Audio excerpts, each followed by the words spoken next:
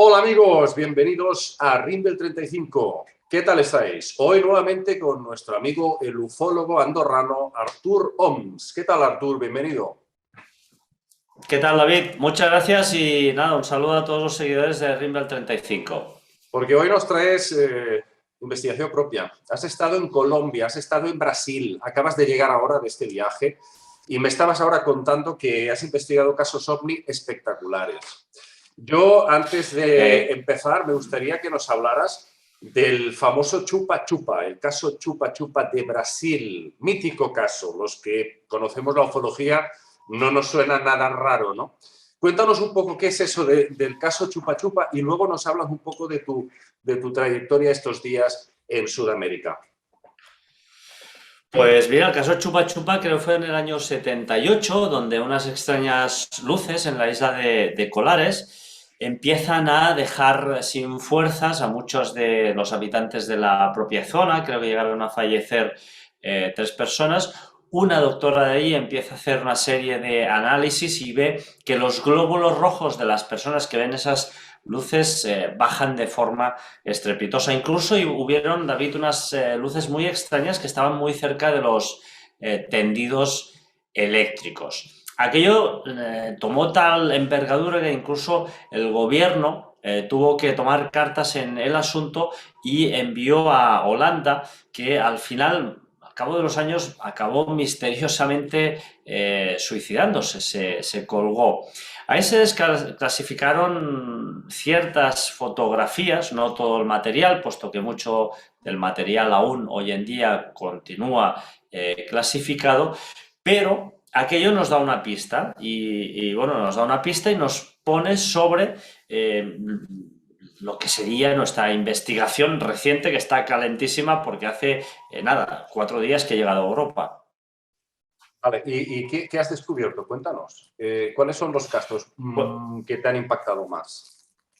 Pues mira, si quieres te explico un poco cómo empieza todo. Tenemos un buen amigo que es Pablo Villarrubia. Pablo Villarrubia estuvo de alguna forma investigando estos casos y habla hace un tiempo con Juan Jesús Vallejo y le explica pues, que él pensaba que esas luces de Colares habían saltado hacia la parte colombiana, peruana e incluso pues, brasileira, que es esa parte que forma el trapecio amazónico, donde las tres fronteras confluyen.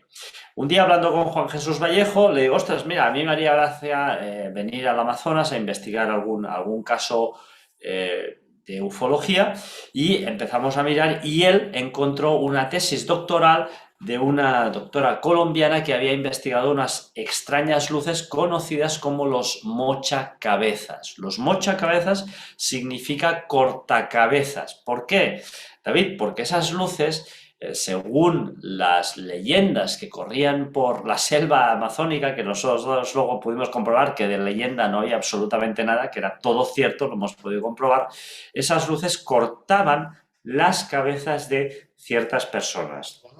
Y sí que es cierto que se encontraron cuerpos, 3 cuerpos concretamente, sin cabeza.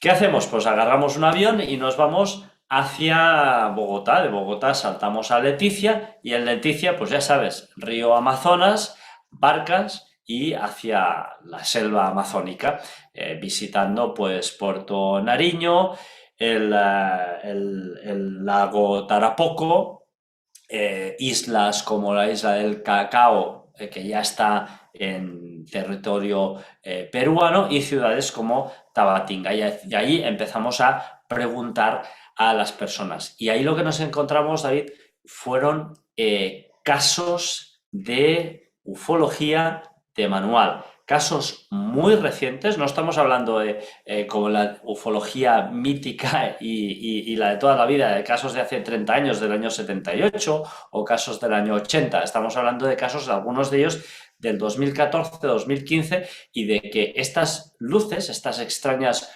luces, que además todos los testimonios las describen de la misma manera, se han producido o se han avistado hace tan poco como 3 meses atrás. O sea que nos encontramos ante algo realmente alucinante. Y sí, efectivamente, también logramos hablar con personas pues, que nos indican que efectivamente en esas playas del río Amazonas han aparecido 3 cuerpos sin cabeza. Todo y que nuestras conclusiones van en otro sentido que es mucho más terrenal y que no es el de la ufología. Pero uno de los casos más terribles que nos encontramos es cuando llegamos a la isla del Cacao, David. Y bueno, y ahí empezamos a hablar con las personas, empezamos a entrevistar a las personas y nos damos cuenta de que una de ellas nos explica que la señora estaba en casa tranquilamente y que ve una luz que se dirige directamente hacia su casa. La mujer aterrada, puesto que habían estas luces que corrían por ahí, que eran los mochacabezas, estas luces que presuntamente cortaban las cabezas de las personas. Su marido no estaba en casa y ¿qué hace? Va a avisar a su cuñado. Su cuñado automáticamente ve la luz, está aterrado, es una luz que todos los testimonios que hemos podido recoger en el Amazonas, que son muchos, la describen todos igual, una luz entre rojiza y anaranjada de no más de 3 metros de diámetro, algunos testigos han visto a 100 metros, otros a 20 y a otros directamente, como en este caso, la luz les persigue, David, incluso por la selva amazónica detrás de sus casas, porque tenemos que decir que estamos en pleno Amazonas y en los patios traseros de las casas ya está la selva directamente, o sea, pero es a que ver, no hay nada más. a mí ¿Qué es lo que sucede? Un momento, Señor... Artur. Un momento, Artur, sí. una cosa. A ver, hay una cosa que no entiendo. Estas luces van directamente para decapitarte. Bueno, pues claro, podrían misterio... tocarte el tórax y partirte el tórax en 2. Pero van para la cabeza. Es un misterio que resolvimos y no van a decapitar. La decapitación nosotros la identificamos más bien con rituales que se están perpetrando ahí en esa zona y algunos de ellos relacionados con actividades delictivas que todos ya sabemos qué actividades delictivas se desarrollan en esa zona, cultivos de ciertas plantas para luego elaborar ciertas sustancias psicotrópicas, ¿no? Nosotros identificamos más bien esa decapitación en ese sentido porque no fuimos capaces de encontrar testigos directos a los cuales se les hubiera mochado o cortado la cabeza gracias a una de esas luces, ¿no? Lo que sí que encontramos es este testimonio y otro más que son espectaculares. ¿Por qué? Pues sencillamente porque esta señora va a buscar a su cuñado porque el marido no estaba cerca, el cuñado localiza al marido y entre los dos se ponen a perseguir la luz. El marido de esta chica, en un momento dado, cerca de un taronjo, que es un árbol con unas espinas, David, son así, las espinas, o sea, aquello te lo clavas y te lo clavas en el cuello y te desangres directamente. Cerca de un toronjo saca su machete, lo blande en el aire para asestarle un golpe a la luz. Y en ese momento, David, y todas las personas que hemos entrevistado nos dicen exactamente lo mismo, es como si esa luz le tirara algo, le echara alguna cosa que lo deja absolutamente sin fuerzas. Lo deja caos y lo deja totalmente paralizado.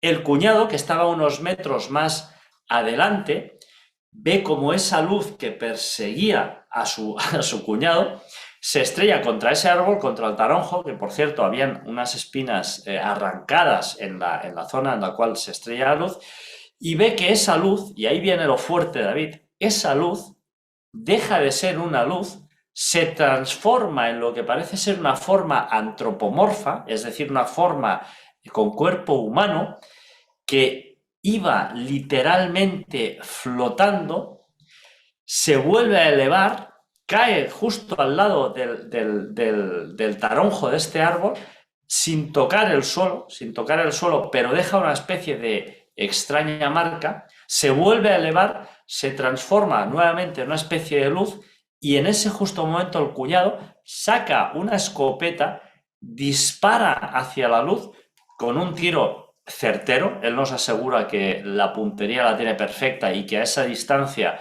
era imposible fallar el tiro hacia esa luz, y esa luz, David, se desvanece, desaparece completamente, y de una forma pues también muy bestia, ¿no? Y ese es el primer testimonio. Luego tenemos otro testimonio que si quieres lo explico rápidamente también, que también nos dejó los pelos de punta. Estaba una señora que estaba con su marido en la barca, de repente, en el río Amazonas también, de repente esa luz los persigue, ellos se tiran de la barca, buscan refugio cerquita del lago, perdón, del río Amazonas, y al final acaban en una especie de ciénaga con el agua que les llegaba aquí al cuello. Esa luz, nuevamente el testigo dice que lo deja como sin fuerzas, lo deja absolutamente cao, y es tal podríamos decir, el estado que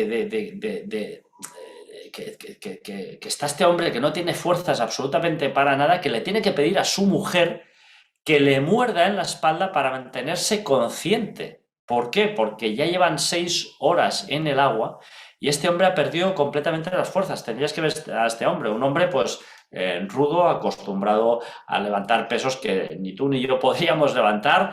Esta gente andan descalzos completamente por la selva y este hombre estaba hecho polvo, sin fuerzas.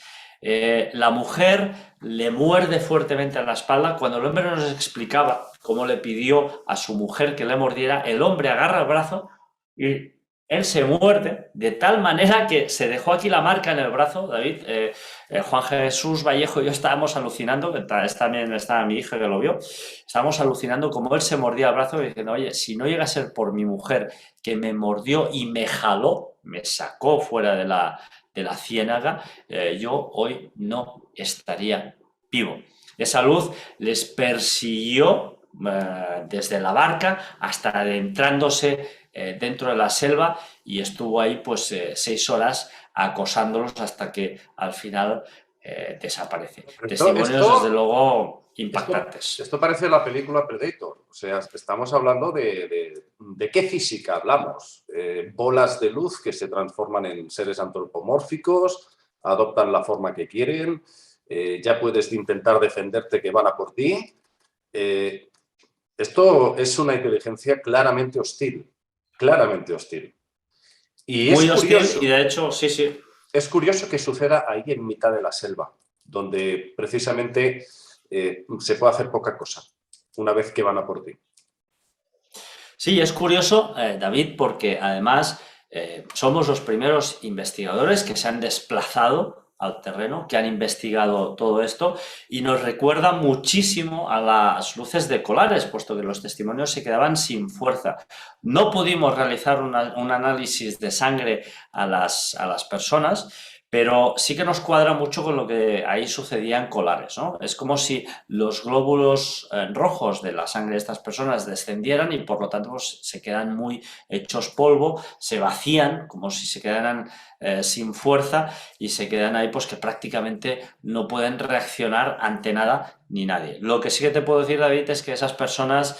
nosotros les miramos a la cara, pudimos estar hablando con ellos y esas personas te puedo garantizar que no mentían y algunas de ellas aún conservaban, cuando hablaban de esto que les había sucedido, esa expresión de horror, de terror y de miedo que les salía de una forma completamente natural y atávica, ¿no? O sea, desde el interior, desde lo más profundo de su ser, o sea, de una forma prácticamente recordando aquello con un temor que ellos seguramente no querrían volver a pasar. Esto claramente no parece un sistema de defensa, como hemos visto en muchos casos de ovnis que dejan al testigo paralizado, sino que estamos viendo un auténtico drenaje energético. O sea que estos seres están ahí para eso, para chupar la energía de los seres humanos. Vamos, son Yo estoy parásitos. plenamente convencido, David, de que aquello que persiguió a estas personas no era de este mundo, no era tecnología humana. Estamos hablando claramente de unos seres que no son humanos, unos seres que seguramente pues, vienen de otro lugar, no sé exactamente de dónde, pero aquello no era humano, David. Esto es tremendo, ¿eh? No me esperaba esta secuencia de casos, que es de película, ¿eh? Esto ya te digo, parece de película. Bueno, desde aquí saludamos a nuestro amigo Juan Jesús Vallejo, ¿eh? Y vamos a entrevistarle, por supuesto, porque fue un colaborador aquí en España de un importante programa de televisión, tú lo sabes, y es un gran investigador. Vale la pena realmente que nos cuente muchas de sus experiencias y trayectorias. ¿Hay algo más que quieres contarme? Sí. Mira, me gustaría en 3 segundos enseñarte un dibujo, porque cuando esa luz adopta esa forma antropomorfa, la persona sí que nos dice que le ve perfectamente la cara y es como si llevara una máscara. Y entonces, yo que siempre voy con mi cuaderno de campo, le pido, Claro. oye, ¿me puedes hacer un dibujo? Y efectivamente me hizo un dibujo, que es este de aquí. No sé si se puede ver. Sí. Bueno, ¿Sí? vagamente humana, pero es curioso. Está llena de cicatrices, ¿eh? Llena de Sí, cicatrices. él dijo que era una forma, una máscara, una especie de metal y que, bueno, evidentemente pues tenía ojos y una mirada muy penetrante y aquella gente, realmente David, tuvo miedo. Pero eso es lo curioso, ¿no? Que una luz se transforma en una especie de forma antropomorfa y luego, de forma antropomorfa, se vuelve a transformar en una luz. Y si Esto, luego pudimos hablar con más personas y todas las personas, y incluso en lugares muy remotos y distantes entre ellos, David, nos contaban exactamente lo mismo, exactamente lo mismo. Una luz entre roja y anaranjada que persigue a las personas y se ve a partir de las 6 de la tarde en muchos lugares de esas ribieras amazónicas. claro, a saber la de gente que habrá fallecido en circunstancias más que extrañas, en manos probablemente de estas entidades que utilizan lo que parece una física hiperdimensional y que no nos vamos a enterar nunca. Yo estoy convencido de que, y siempre lo he dicho, de que hay seres de otros planetas que nos visitan y en este viaje por la selva amazónica, os puedo decir que hemos tenido la ocasión de hablar con esas personas, además no con el primo de un hermano, de un conocido, no, no, con las personas que han sufrido estos encontronazos terribles, terroríficos y que las han dejado de alguna forma muy, muy marcadas. O sea, hemos podido ver a estas personas y además, David, son zonas rurales en las cuales a partir de las 6 de la tarde no hay luz, no hay absolutamente nada y estas personas, evidentemente, alguno podría decir, no, es que a lo mejor son un poquito, no tienen tanta cultura. No, no, estas personas saben distinguir perfectamente el paso de un satélite, porque incluso con muchos de ellos al atardecer o al anochecer, mirando al cielo nos decían, mira, ahí pasa un satélite, ¿no? Y nos señalaban las luces de un satélite que quedan pues, muy, muy lejos, son pequeñitas y además tienen una trayectoria lineal, completamente lineal. No era el caso de estas luces que conseguían esquivar árboles y perseguir a estas personas por el interior de la selva amazónica. O sea, Sí, sí. aquello es algo increíble y no era, os puedo asegurar que no era algo de este mundo. No, yo mismo he podido entrevistar un caso ocurrido aquí cerca de mi casa, de personas que fueron perseguidas efectivamente por dos esferas concretamente y que esquivaban los árboles, exactamente igual que lo que acabas de decir. Bueno, vamos a dejar aquí el tema, Artur, y por supuesto que en futuras ediciones vamos a continuar con estas investigaciones. Yo creo que también tienes que tomarte unos días de descanso para poder, vamos a decir, bueno, prepararte un poco el terreno de todo lo vivido, porque no es fácil digerir en pocos días todo esto, ¿no? Y por supuesto que también desde aquí invitaremos pronto a nuestro amigo Juan Jesús Vallejo. Pues muchas gracias, David, por invitarme a tu canal y nada, veré ansioso la entrevista que le hagas a Juanje porque también él pudo recoger otros testimonios y seguro que será muy interesante porque los dos, la verdad es que cuando nos estaban explicando esto nos hubieran pinchado en el brazo y no nos hubiéramos inmutado. No es para menos, yo estaría igual, o peor. Muchísimas gracias, Artur. A ti, David. Nos vemos y a vosotros ya sabéis, amigos, os emplazamos para futuros vídeos. Un abrazo para todos. Chao.